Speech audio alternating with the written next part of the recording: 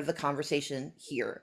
But what we know that we can do, what we have done, is that we can leverage race as a benefit and as a competitive edge. Stacey Abrams, a leading Democratic candidate for Georgia governor, knows she has her work cut out for her ahead of next year's election. While she could make history as the first black woman governor in the country, the playing field is different from 2018 when she barely lost against Republican Governor Brian Kemp, who was then Secretary of State and the top election official in the state. We saw a surge in participation, and unfortunately in 2021, in response to such a tremendous turnout among voters, we saw this retrenchment and these passages of onerous legislation.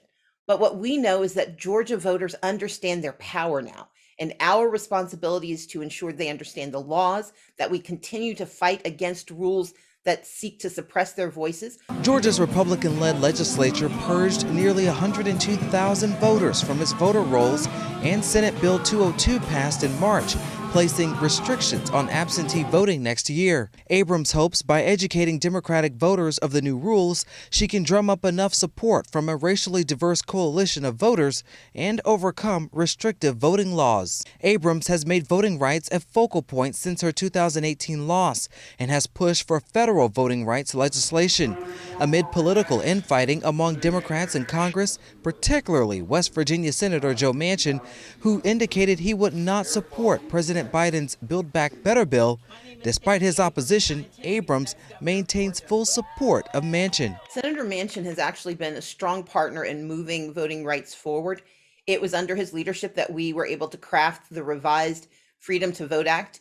It's why we now still have conversations happening about the Freedom to Vote Act and the John Lewis Voting Rights Advancement Act. Speaking of Manchin, he was the subject of a controversial interview between Vice President Kamala Harris and radio host Charlamagne the God. So who's the real president of this country? Is it Joe Manchin or Joe Biden, Madam Vice President? Come on, Charlamagne. Come on, it's Joe Biden. I can't tell sometimes. No. It's Joe Biden, and don't start talking like a Republican about asking whether or not he's president. He was the subject of conversation between our vice president and Charlamagne the God in terms of, his influence within the Democratic Party. What are your thoughts on that? My belief is that lawmaking is difficult. It is a complex set of situations, and you have friends and lesser friends depending on the issue. But what matters most is our intention and our resolution.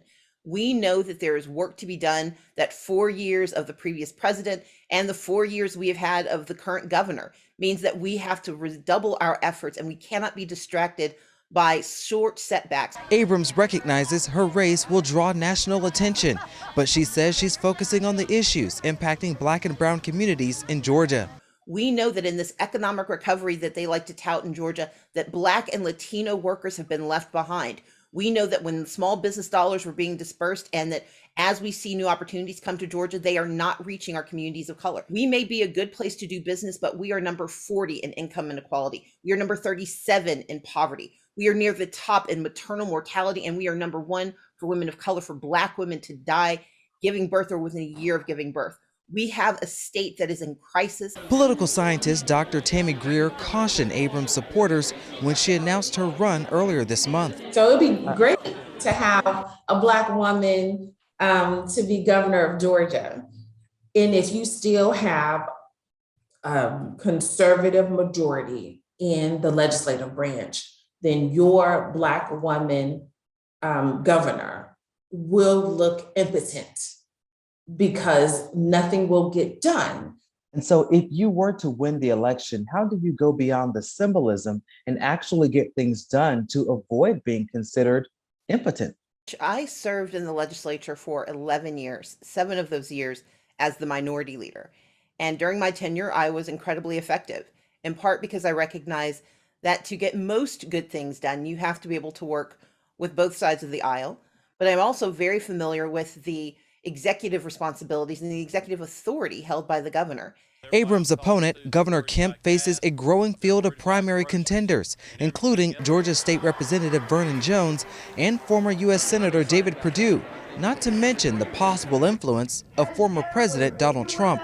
The Democrat says she has no interest in the GOP primary, and instead she's preparing to roll out her own policy plans in more detail in the new year.